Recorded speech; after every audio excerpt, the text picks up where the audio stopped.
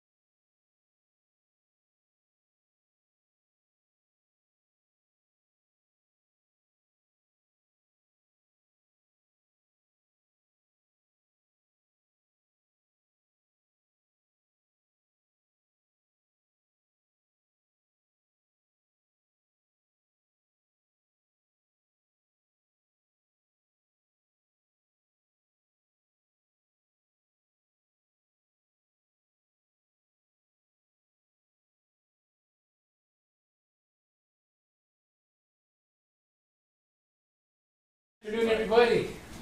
Good afternoon. Thank you for being here, even if I'm about 35 minutes late. I got to the place to pick up the food and they said it'll be ready by noon. And I said, well, that's going to make me about a half an hour late. So anyway, thank you for your patience. We'll get started here and I'll make it fast because I know everybody's probably got to get down the road by 1 o'clock. So my name is Shannon Murray. I'm with Belimo. I was formerly with WSP. And for the past 40 years, I've worked with you guys. I started out at a company called T&K, which in those days stood for Toshiba and Kaino. My fondest memory, probably the strongest memory I have of Western Allied, is I was a young engineer in my mid-20s, and I had just designed my first built-up DX system at the Disneyland Hotel in a parking structure. That's right. And then went out to bid, and you guys, thank goodness, got the job. And I got a call from this guy named Tommy Poe. And he introduced himself to me. He was like the world's friendliest guy. And he said, I got a couple questions about your design. And we began to talk about that. And he just, very kindly and very eloquently asked me a few questions and showed me how some things might need to be changed by that. But that was the beginning of a long friendship between me and Tommy. And it taught me as a young engineer back in those days that it's always good to have a lot of friends in the industry, especially if they're mechanical contractors. So that really calibrated me early in life to, as an engineer, and later on a controls guy, to pay a lot of attention to the people in the field who really install this, because they can be your best friend. So thank you, Tommy Poe, and thank you, Western Allied. I know that everybody is familiar with Belimo. You're familiar certainly with our characterized control valves, which is this guy right here. You've probably heard of the energy valve, which is this guy. The energy valve is really three things. It's a characterized control valve that can be set up for either equal percentage flow characteristics or linear flow characteristics. Linear flow is great when you're when you're doing bypass control on a chiller, equal percentage is something you want for a chilled water or hot water coil. It is screwed in with the union to an ultrasonic flow meter. So it's just an ultrasonic flow meter. It sends a signal to a reflector here, and it times the amount of time it takes the ultrasonic signal to go from point A to point B. And based on that time, it says, hey, you got this much flow. These are accurate to plus or minus 2%. The calibration certificate that came with this in UPS for me showed it was calibrated at plus or minus about 0.2%. So 2% is the very far end of the scale, and that's what we advertise. The other really cool thing about this is it's got an embedded web server. And that sounds really cool. I never really understood what an embedded web server is, though, so I looked it up on ChatGPT. And basically, there's a Cat6 connection right here that I can connect this to my computer. And through a website, I can access all the data in the valve. I can look at all the trend logs in the valve. I can look at 365 days of trends in the valve. And I can program the valve to do different things, like to do flow control or power control or delta T control or different pressure control. And I can configure all those things through my computer. That's what a web server is, an embedded web server. There's a little DDC controller in there. This is actually a standalone system. You can set this and forget it. You can even communicate with it via your iPhone over Bluetooth, if you've got one of the little Bluetooth converters. So it's a pretty cool device. What I wanted to do today, I left WSP recently to go to work for Belimo, and they had a great need for somebody with my experience to help them out with their new vertical market in data centers. So data centers are growing like nuclear bombs right now, and it is disrupting the entire industry. We're finding that there's 4 P's that you have to be really concerned about if you're a data center developer. One is property. Where are you going to buy 100 acres? I'm flying out to Abilene, Texas in 2 weeks to go to a data center that's on 1,000 acres. So just finding property is a problem. The other P is power. Where do you get the power to power a data center? There's so many of these huge data centers going up right now that there is literally not enough power on our grid to run all these data centers. What they're doing instead, since they don't have enough power, is somebody's manufacturing a nuclear power plant in a box. And they can put it on the back of the truck and ship it to the job site, fire that thing up, plug it into the grid, and you've got 100 megawatts of power. A small data center these days is about 100 megawatts. I deal in BTUs, so I had to go to ChatGPT and said, how big is 100 megawatts? 100 megawatts is enough power to run 80,000 houses. It's like an entire city. So these data centers are consuming enough power for an entire city. So there's hard to find property, it's hard to find power. It's also hard to find parts. We used to think it was a great day when Western Allied would give us a call and order 500 half-inch characterized control valves. We'd go out into the streets and dance. And we'd open up a bottle of champagne and think, man, this is the day. As the data center business is beginning to boom, there's an application of our Belimo energy valve to direct-to-chip cooling, which is what we're going to talk about in a moment. But it's routine for us now to get a call from one of the big data center people, like an Amazon or a Google, and they'll say, I need 20,000 2-inch energy valves, 20,000, and I need them in 2 weeks. So our response, of course, is, well, we don't have 20,000 2-inch energy valves, and we can't get them in 2 weeks. But our production facility in Danbury, Connecticut used to work 8-hour shifts, 1 shift a day. Now they're working 3 shifts a day, 5 days a week, just to try and get these things out. We're finding that they're supply chain issues with just like the dye it takes to make our actuator orange. We got a call from a vendor the other day and said, we're out of orange dye. It's like, well, man, Belimo was all about orange, so what have you got? They said, we can do gray. And they said, so we said, we'll take gray. So we're finding that parts are getting harder and harder to come by. A data center I'm working on in Reno, Nevada has 200 500-ton chillers on the roof. Think of that, 200 500-ton air-cooled chillers on the roof. People can't make chillers fast enough. People can't make energy valves fast enough. So it's an amazing world I've just jumped into. So let me get started here real fast with the slides. I've got one thing I want to show you here. These are a couple buddies of mine. I was up in Ridgecrest, California. You know they have a burro preserve there? That guy on the right-hand side there? He's my favorite burro out of 1,000. He's a really nice guy. I call him Mr. Whiskers. My wife and I went up there and we bought about $20 apples and $20 of carrots, and we fed burros for like 2 hours. That has nothing to do with data centers, but I just wanted to break the ice a little bit so that you know I like animals. They're back. They're pointing back. He was a really smart guy because all the other burros would not stick their nose past the fence. He'll stick his whole neck through there.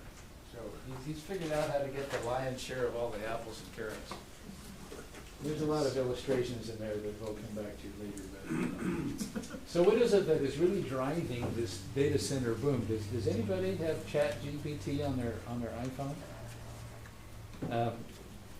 How many people, just as a show of hands, use AI on a daily basis?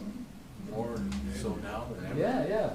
I was kind of, I don't know, I was kind of anti-AI before I joined Belimo, and then I thought, yes, I'm going to be working on data centers that are all about AI. I better check this out. I use this 5 or 6 times a day. It's an amazing thing. So there's different types of data centers. There's data centers that just store information, like medical office building stuff. They're not driving this. There's other data centers that are focused specifically on running AI programs like ChatGPT or Copilot and things like that. So it's all about the heat density on these things. I'm going to illustrate that in just a second. But here's some stats that we got from Forbes. Over 64% of business owners think that AI is going to increase their productivity. It's increased my productivity. When I get stuck on something with my energy valve, I ask ChatGPT, and it comes up with the answer. It's amazing. Over 60% of businesses believe AI will improve their customer relationships. 27% of Americans interact with AI every day. I think that sounds low. 27%, over a quarter of America does that. Almost a third of Americans interact with it at least once a day or several times a week. When ChatGPT first started, they had 1 million users within 5 days of rolling that out. 1 million users. And 100 million users in just 2 months. So they went from 100 million to 2 million. From 1 million to 100 million in just 2 months. This is interesting. When you do a ChatGPT search on your computer versus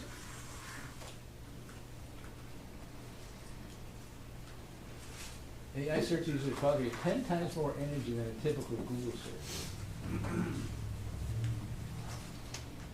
That's interesting because when you look something up on your computer, you do a Google search, it uses X amount of power. When you do it on your ChatGPT, it uses 10 times the same power. So what's driving all of these nuclear power plants is everybody using ChatGPT on their smartphones. Back in the old days when we were just started off doing data centers, the KW per rack, you know, a rack is that big thing with the servers in it. It started out running about 3 kW per rack. You can do that with perimeter cooling, you can do it with CRAWs and things like that.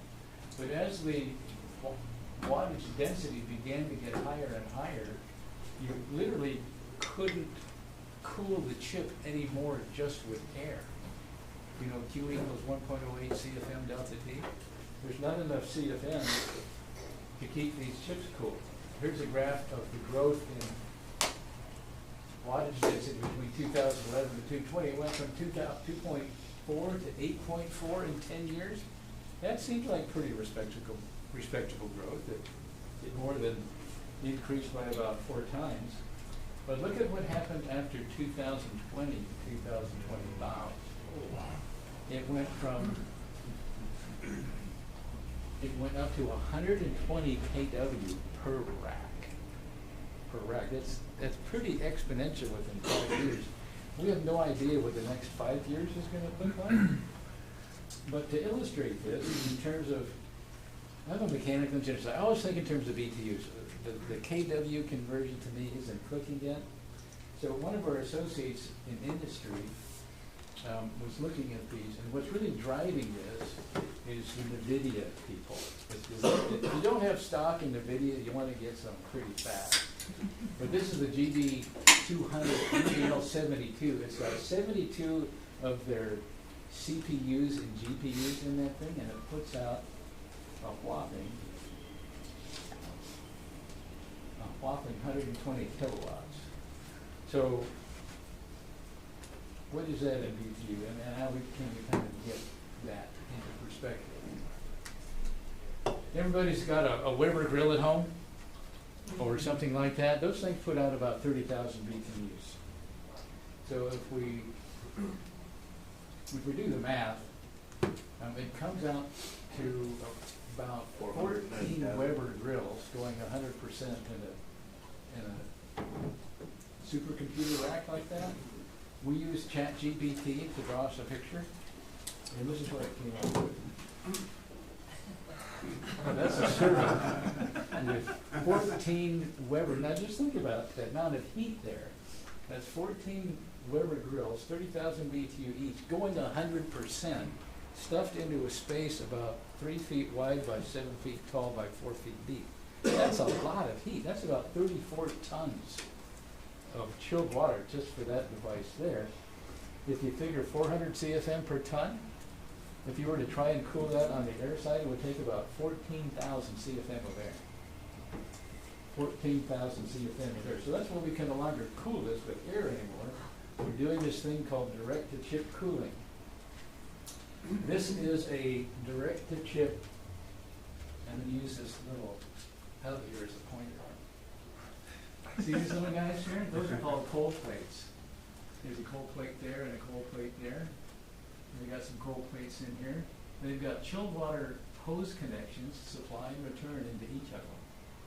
So the cold plate, you stick some kind of conductive jelly on the back of that cold plate, and you lay it on top of your CPU on that motherboard. And now it's got direct conductivity between the chip and the plate. So this is really just like a plate frame heat exchanger. Tiny little plate frame. It's like a mini plate frame heat exchanger. And we use the energy valve to regulate the amount of water that flows through there. It has these quick connections here because when a server goes down, and sometimes they do, they've got to replace it. Every hour one of those servers in that rack is down, they're losing thousands of dollars a minute. Thousands of dollars a minute. In fact, remember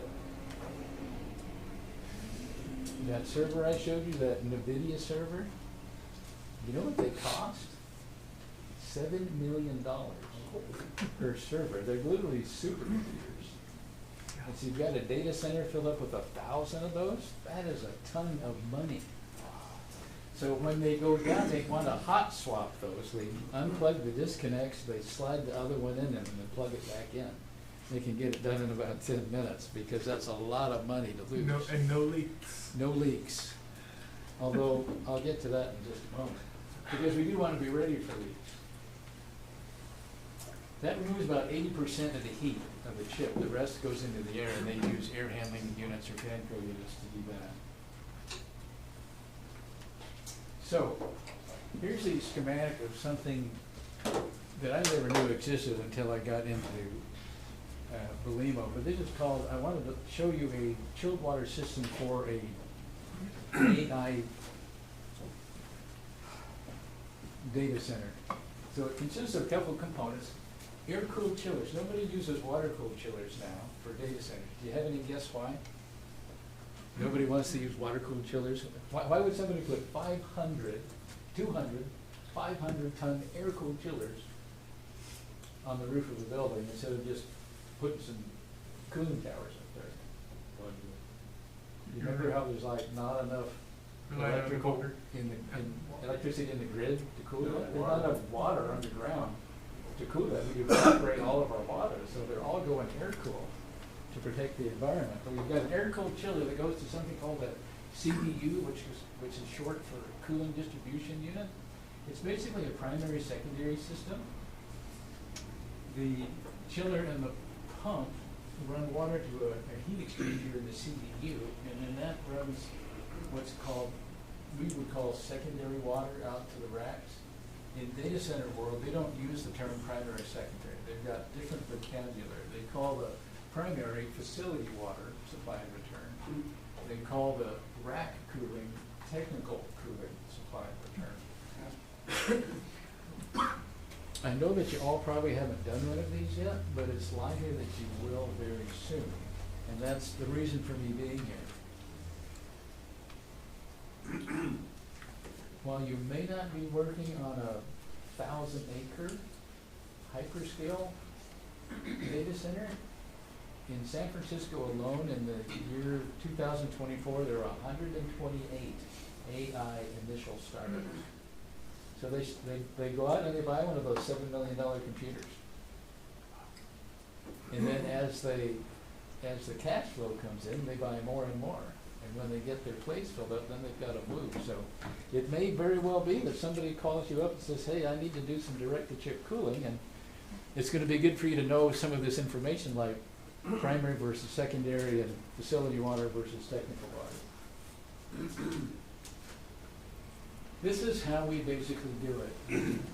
The technical cooling loop runs overhead in chilled water pipe, and then we just drop down vertically to the server. We take a Belimo energy valve and put it on the return, and then the the technical water supply comes down to a manifold, and that manifold distributes it in parallel to all the servers in the rack. So typically they'll run about 5 GPM, and the delta P, the differential pressure between those cold plates, is about 5 PSI. 5 GPM for each? 5 GPM for each one of these. I see.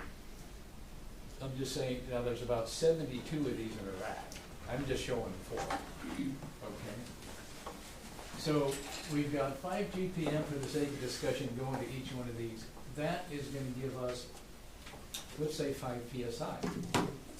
So if we put a differential pressure transmitter between the supply and the return, we can control our energy valve. If we wire it to the differential pressure transmitter, we can set the energy valve to control to 5 PSI differential pressure. And if we've sent these to the big people like Amazon and Google and things like that, they've been testing these for years, and they're really happy with them.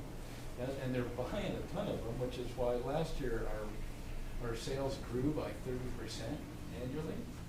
This year, in the first quarter, our sales have grown 30% over last year. Wow. So it's just growing immensely. I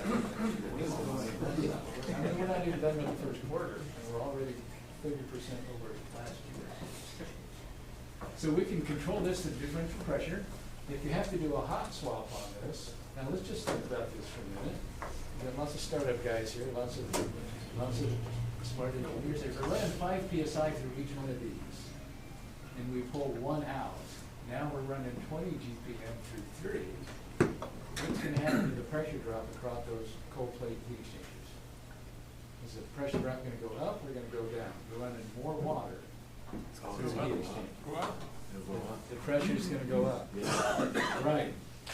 We have to be really careful with these things because the the cold plates are only about the size of your hands. And you're pumping 5 GPM of water through there. One of the things that the CDU does as well is it not only has a heat exchanger and a pump, but it also has a filter. The filter, I mean, for your startup guys, what is a really fine filter you might use for starting up a cooling tower? 60? Wire mesh for a tower. Yeah. You have 40? 40? Okay. Yeah. For microns, size. So for a cold plate heat exchanger, they need to filter that down to 20 microns. And they will, so what's a micron? What could get stuck in a 20 micron filter? Oh, yeah, because it's so tiny plate. Right. To the, yeah, A white blood cell. If anything bigger than a white blood cell gets into those cold plates, it will clog it. yeah. Jeez. What about water treatment? Well, yeah, they do it with, UV? What do they use? use? What do you Propane. fill it up with? Aquafina? glycopropylene. Smart water? Oh, glycopropylene, but the Propane. piping must be, it must be. It's all stainless steel piping. Stainless steel piping, yeah. It's all stainless steel piping. Yeah. The other thing we're finding is there's a problem with property power parts. There's also a terrible problem with people. We don't have people like you guys on our data centers installing this stuff. We've got anybody that's breathing installing this stuff. You know, in the engineering world, we always use the term means and methods. So from an engineering standpoint, means and methods means you guys install this stuff, you know what works. Engineers depend on you to use your experience and do it right. Means and methods got thrown out the door as we started doing these data centers because general contractors can't find enough subs and subs can't find enough people. I'm going to Abilene, Texas in a couple of weeks, and they said, hey, you better reserve your hotel now because we got 1,000 people on site. Next month we're going to have 3,000 people on site. For the install. Yeah, we're getting ready to start up the energy valve, so I'm going down there with my computer and I'm going to help them starting up the energy valve. So there's a tremendous shortage of skilled labor out there, which leads into the next couple of slides. So one of my first jobs at Belimo was to draw this. And what we're finding is, I coined this term called preemptive orders. You know, when you guys contact Carlos, you just say, yeah, I need, 700 characterized CCVs. That's how we normally do it, but what's happening now is everybody is beginning to see the problem with the supply chain. So anybody who needs energy valves a year down the road is trying to order them now. So general contractors are often ordering them before they have a mechanical contractor or if they have a controls contractor. There's not enough engineers to design this stuff. We work with engineers working with an engineer on the job in Nevada right now. They're mechanical engineers, but they don't know anything about HVAC. They design petroleum refineries. But the petroleum refinery guys are kind of slow now, so they're picking up a lot of this work, and they don't know how to do it. And they're going to the Belimo catalog, and they're looking up part numbers and putting those part numbers in there. The general contractor is sending them to us. We get the order, and we see an order for 200 energy valves. Automatically, we know this is a data center. And we go through the order, and we go, oh, this is wrong, that's wrong, that's wrong, that's wrong. The differential pressure transfer of the order was 0 to 100 PSI. Typically, they run 0 to 30, 0 to 15. If we send 200, 100 PSI pressure sensors, it won't even register when they pull out one of the racks, when they pull out one of the servers on the rack. So most of my time is not spent worrying about getting the train on the track. My time is spent keeping the train on the track and trying to intervene with these anticipatory orders and keep things going. But so we had to really we don't normally do this, so we had to really draw a picture to say, this is how you want to install the Belimo energy valve. You got your technical cooling supply on this side overhead, your technical cooling return on this. You put some isolation valves here. Those are motorized, huh? Those are motorized with MFT actuators. When there's a leak detected, they want those to close as fast as possible, so we program our MFT actuators to close in 7 seconds. We got a question from one of the big hyperscale people that said, hey, we really want that to close in a half a second. Can you do that? Solenoid. And so we started to think about it and said, well, even if we could, you'd probably create more problems closing that in a half a second than you would closing it in 7 seconds. Because if you close that in half a second, those rubber hoses on that manifold are probably just going to explode and you're going to have a big problem. So we're spending a lot of time working with our end users like that, sometimes trying to talk them off a ledge. In terms of, I can understand why you want to do that, but the bigger picture is this. So we have our fast-acting 7-second actuators. We have, since it's an energy valve, we can measure the temperature in and the temperature out, and we can calculate the BTUs and the power being generated and absorbed by the server itself. We had a differential pressure transmitter down on the bottom. A lot of people were installing these up on the top, and what we were finding is our tubing was getting filled with bubbles. And when our energy valve sees bubbles in the system, it shuts down. So we couldn't rely on means and methods anymore. We had to come up with a drawing that says, hey, install your DP transmitter down here and have an elbow here and an elbow here, so all the bubbles want to go this way. So we had to do that. We've got 2 versions of how to power it, 24 volt or power over Ethernet. We had to go so far as to even show a J-box. How do I connect the wires inside the J-box? So I drew this diagram and showed what wires to put together and where to put the wire nut for people out there who maybe don't even know what a wire nut is. So, I mean, if you take the top off the differential pressure transmitter, you've got these terminals right here. So we drew that out and we drew the colors of the wire that go into it. Just to keep people from messing things up. Interesting. That's it, in a nutshell. And I'm only 7 minutes over. I'm just curious how to get. Questions? I'm curious how to like size all the piping from the previous diagram there. You got the chiller and something like this. That one? Yep, Weaver was beyond water, the very first one.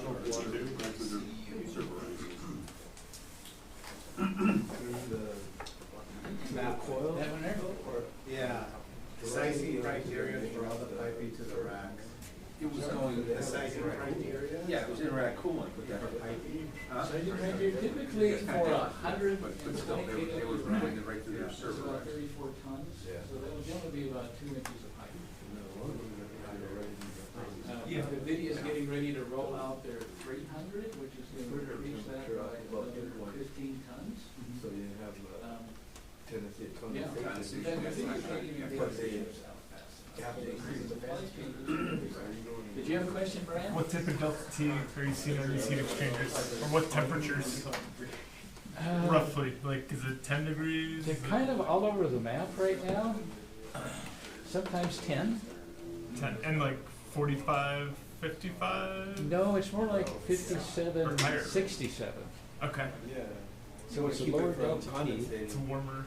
I That's got it. the, for each little heat exchanger, or the delta T, you're looking at that, or are you looking Yeah. at the whole rack? The whole rack's The gonna whole be rack 10 degrees. Each cold plate. Each cold plate is 10-degree delta About T 10 across it. Wow. And What, I got a request from Ferguson Plumbing. I got an order from Ferguson Plumbing asking for energy valves.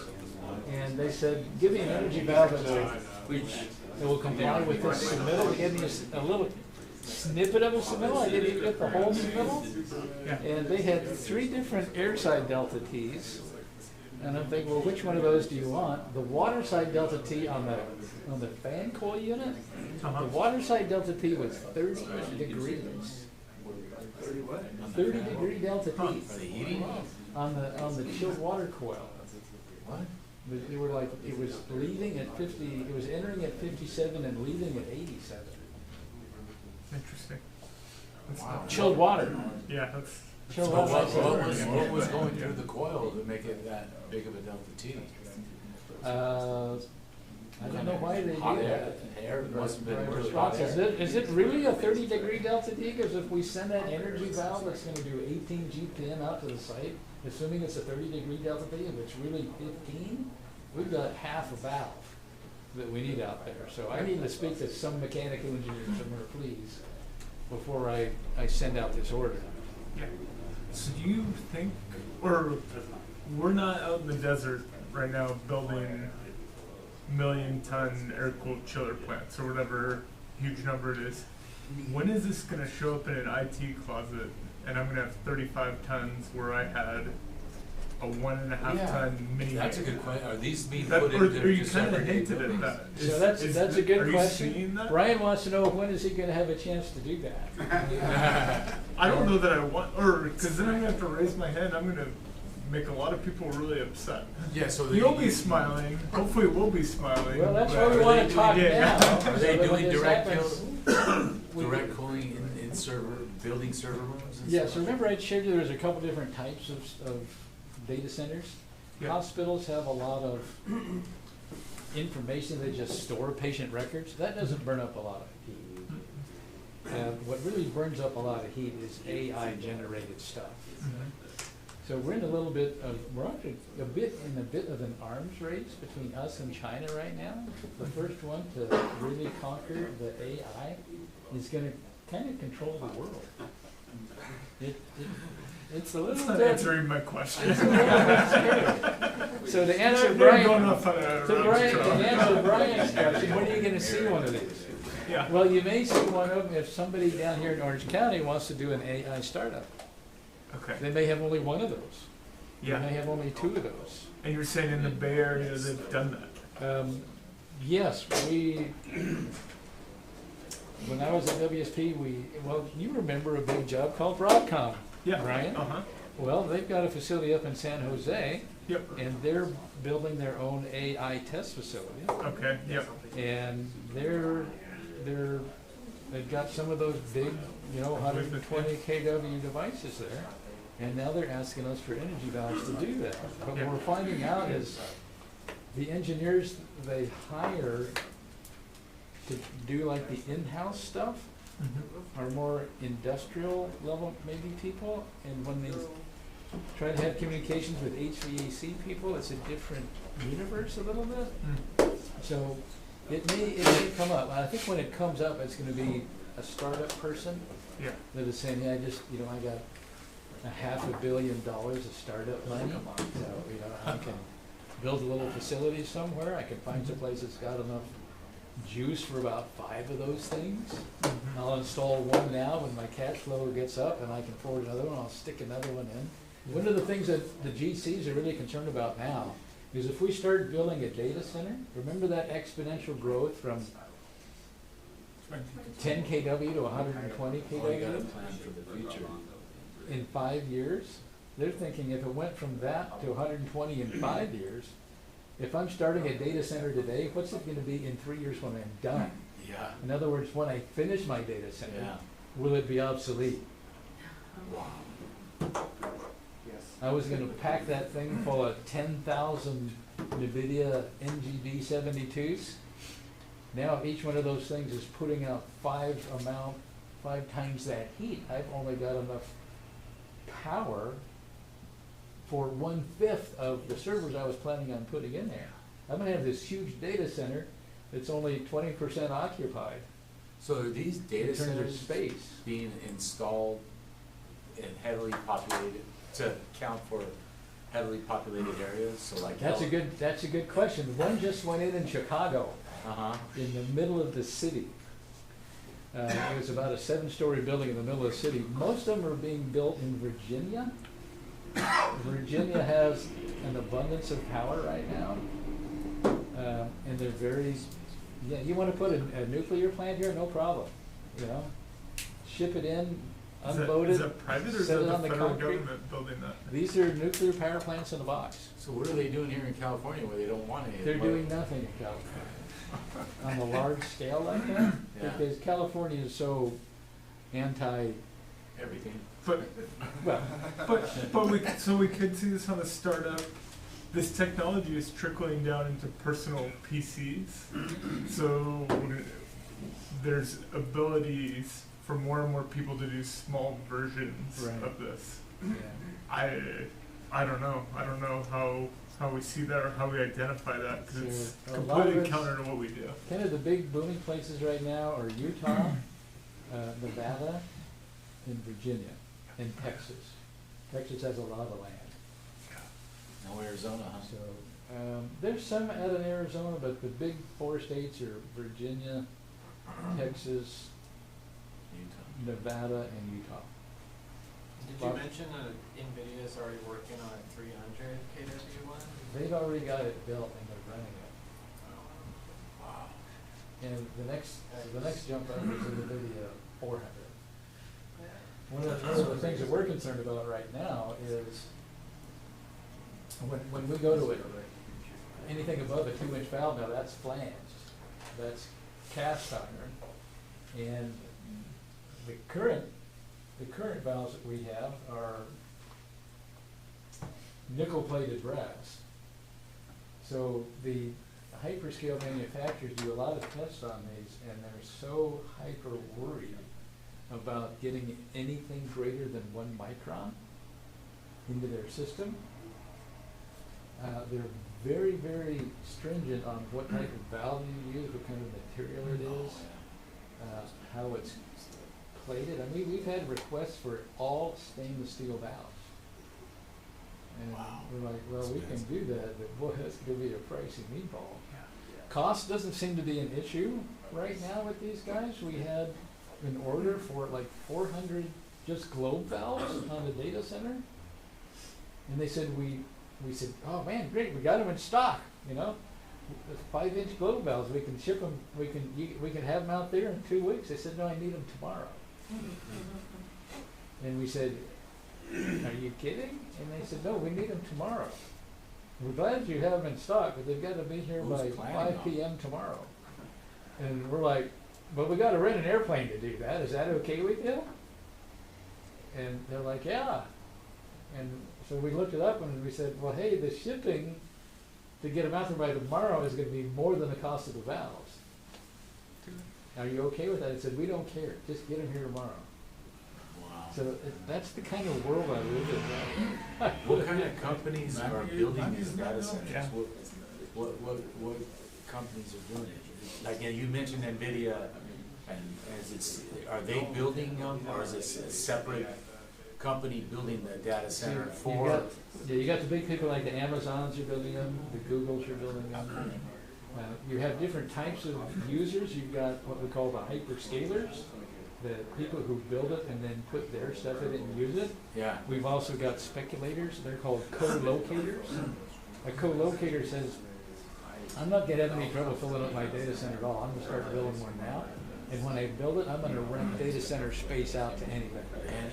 Yeah, that's what I So was I'm just getting renting at. space to anybody who So wants to there fill are their people service. doing that. There are companies doing There's a that. big facility going in Reno, Nevada right now called Switch. And it's going to be a co-location. And you can rent space in their data center. Yeah, yeah. And, yeah, these guys are making money hand over fist.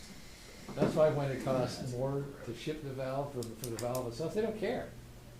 Because the profit margins they're making in AI data centers is astronomical.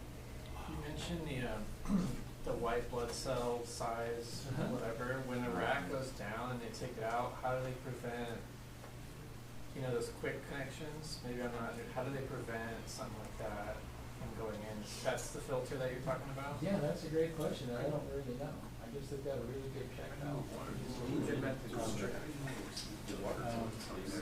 Cause you would think like, you know, taking that out, that costs. I think you have to be like in a tundra to do that, huh? Yeah, And I don't know if they gown up when they do that, or, you know, how it happens, but, yeah, that's real serious stuff.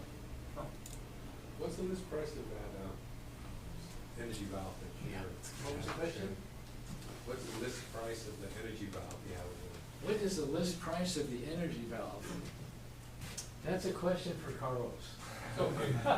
Rough order of magnitude. Carlos handles the money, I handle the technical side of stuff, so I'll have to defer that. They're expensive. Or Alan, what's the thousands of dollars, right? Alan probably For knows one? better than anyone. Roughly? This is a 3/4 inch energy valve. What, 2 inch? No, that's. 3/4. This is 3/4. Oh, 3/4. I'm thinking $1,500. Yeah, that's what about, I would have figured $1,200, but 1,500 is close. Shannon said we And get it the for big 12, ones. got it. But Yes, it's question. not like $50, it's not $100, it's $1,000, $2,000. And then there's the multiplier, right? Yeah. So there's the Shannon multiplier, and there's the Carlos multiplier. Did you have a question? Yeah, at ASHRAE in February, you guys had that advanced butterfly valve with the JR actuator. Uh-huh. Can you talk about that a little bit or bring up some information on that? I can't, because I don't know that information yet. My life is about energy valves. Right. So Carlos can answer that for you, and my boss could answer that for you, but I'm sorry, I can't. So we deal with like the smaller valves, that would more pertinent to. Okay. So the purpose of today is not, I'm not trying to sell you an energy valve.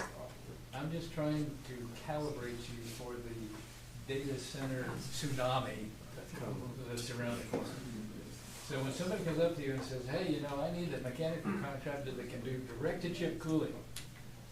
After today, you'll be able to say, yeah, I know about that. And you'll be able to use some of the terminology. You won't be talking primary, secondary, you'll be talking facility water versus technical water. You'll know what a CDU is, a heat exchanger with a pump and a 20-micron filter to keep anything bigger than a white blood cell from clogging up those cold plate heat exchangers. You mentioned that this gets rid of 80% of the heat. Right. So you're also cooling the air in You the have to building. take care of that other 20% on the air side. So most of these data centers will have direct-to-chip. Hot aisle, Also have- cold aisle type design. It's not a hot aisle, cold aisle anymore, it's just, people put a lot of air handling units just blowing out in this space. Like just blowing it across, like See, that's, fully Yeah. across. that's Not- interesting though, not a lot because of you're ductwork. still, you still got 7 tons per rack, which is not that different than data centers. Right now. How many 30 years tons per ago. rack? If it's 35 tons a rack, Right. and 20% of that we have to deal with, Right. that's 7 tons a rack of air cooling. Right. And Well- when you're not doing hot aisle, cold aisle with that, that's interesting. Well, look at SoFi Stadium, they had a situation where they had for the cell phone receivers, and they didn't have adequate airflow across, and all the plastic conduits started to melt. Oh, wow. They got- during the game, when everybody was texting and sending Oh. and all that stuff, so it got so hot, and they had the same thing, they had large lever type units, they were stoves, blowing across, Yeah. but not enough to get it fully across, so the middle was melting the plastic. But that's like a KW per rack. That is, That's totally different, Yeah. no, but still, are you running into, are you also not just cooling, you gotta keep the whole crazy. room from overheating on top of that? Well, so these are all really good questions, and the reason I all the could cooling went out. answer a lot of them is because I get to see a full set of drawings on the data center. Are they They're kind going to of outlets that construction. you're not even? They're going to construction with 50% They drawings. created work, They're going to construction with schematics, operation this year. with wrong model numbers for Belimo valves. And you come and have to correct it. So I look at, I know what I see the schematic, I know there's racks, I know there's an air handling unit in there. I don't know if it's got any ductwork on it or not. And they're building it now. It's just build as you go, because nobody has time to design, it's not back in the old days where we could, design it, go to a plan, check out, none of that stuff. It's just like, we can't go to factory. When you have thousands of these valves in a data center, Yes. how do you monitor them? Or do you not? How do we monitor them? Well, the energy valve can be connected via backend IP Oh, okay. or Modbus PC. But nobody wants to network them yet. They just want them to run standalone. They communicate to the, they will often use PLC on the CPU. Put the PLC on the rack itself. And that's the PLC will take the leak detector signal and then that will shut off our valves. But nobody wants to network it because it's just another thing to worry about. And right now, people just want to get it in and get it done and get the switch turned on and get the money flowing. Which, that's unique too, is using that web server for it to operate independently and not tied Yes. into a controls That's network. why this is a perfect solution So that's not for typical. data centers, because it's a Yeah. control valve, a flow meter, a DDC controller, and a web server. It's fire and forget. And it's looking at temperatures at the same Yes. time, right? So calculated BTUs, if something starts going up, it's like an alarm goes off, like, Right, hey. and we've got something's all wrong. kinds of fault detection diagnostics in this. Mhm. But to mess with it, you gotta walk up to it and plug into it. That's what I'm hearing. Yes, And and that's a well, whole Th- different this- story. This isn't Well, you said networked you're- into anything. And he said there's Ethernet power. They're able to, but that's not how they're doing it, right? You can, to configure these, we can configure them from the factory, right the first time. God help you if you get a wrong order. And there's a job site where we've got 400 valves. And we're gonna have to send someone from Belimo out to plug their computer into 400 valves and change this from flow control to differential pressure control. 'Cause Oh, that's what you're saying. Normally we'd It would be great if they were networked, because we could do Because that then you over could the go over the IT. network and just update them Yeah. remotely. He can do But it. from right here. now, they don't wanna do that. They don't wanna, there's additional technology they could leverage they don't wanna do, just because they're overstimulated with other problems. We can all, remember I told you, you can break things really fast too. You can by break sending things, I'm glad everything you out to- glad you asked that question. You can, we designed a way to purposely break our valve. So you can communicate with it with, back in over IP. Remember I told you could also do Bluetooth? There's this thing called NFC, which is short for near function something. It's, anytime you go to the store and you buy something with your iPhone, it uses NFC. So we have a converter from NFC to Bluetooth, and you can actually configure your valve with a smartphone. When the data center goes live, they don't want any NFC operability at all. So some of the big hyperscalers says, hey, we want to disable the NFC. So we did some programming changes, we sent them out to test it, and they mailed it back to us with a post-it note that said, try again. So the people in Switzerland said, well, you're really serious about this? So it's because when they configure this and the place goes live, it's called now being in a white space. You can't take an iPhone in, you can't take a computer in. If you take an iPhone or a computer in, you can't take it out. You have to leave it there. So the solution to solving what can we do to disable the NFC in our computer was when you hit disable NFC, we send a whole lot of volts to that chip, and we literally toast it. We don't damage the valve, but we destroy the NFC chip. Wow. So there's no undo button. One button. And that's my next job, is to write the installation process of how to do this. But when you configure this, set it to this value, do not set it to this value. Because you can imagine if we got 20,000 of these in a data center, and they wipe out the NFC, and they decide that they want it, there's no reprogramming. You gotta change the entire valve. And we don't have 20,000. The entire valve or the actual? The entire valve. Wow. The entire valve. So that's why we're so hyper attentive to getting these orders right. And that's why it's good to have a guy like me with controls and engineering and commissioning experience to look at these submittals and say, the submittal isn't even right. Send me the submittal that's right. I've never heard of a 30-degree chill water temperature across a cooling coal before, so, let's have that conversation. There's a project in Louisiana, Shannon, 400,000 tons of coolant. They need 800 megawatts of power for the plant, for the data center. Problem is, they don't have it. Yeah. And they're all saying, oh, build nuke plants. Well, they get to build a modular nuke plant, yeah. The other thing that they have to find with these data centers is IT infrastructure. You gotta have a big fiber optic network nearby to get all this information. So that limits it as well. And I saw a map the other day with all the main hubs of fiber optics, around the United States. I didn't realize this, but there's fiber optic going across the ocean to Europe and Japan and things like that.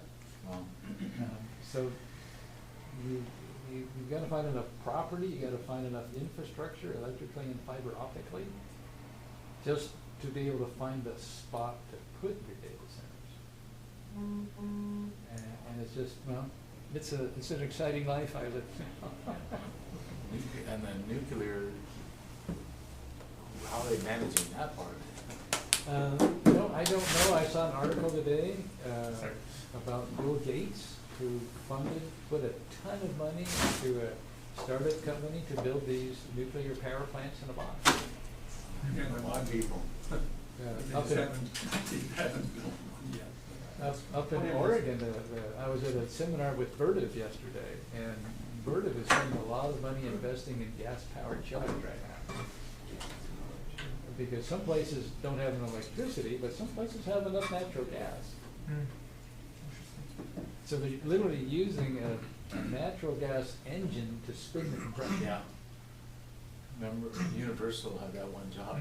But Yeah. The heat pump chiller had a compressor with natural gas. One of the really interesting things that everybody is trying to get a handle on right now is these data centers are massively wasteful energy. Massively. On a scale we have a hard time comprehending. But think of if you had a city nearby where you could take that waste heat and instead of rejecting to the atmosphere, heat water and heat an entire city. Yeah. So that's what engineers are thinking about right now. Yeah, that's the way to do it. Yeah. I think they actually did something like that on that data center in Chicago. Because they have, a lot of like district heating there in Chicago, so they just took all that waste heat and put it back into the heating hot water for the city. Cool stuff. Hey, thank you all for being here. Thank you, Tim. Appreciate you letting me show up late. Was the food good? It was Looks like it was really good. Yeah, really good. All right, good deal.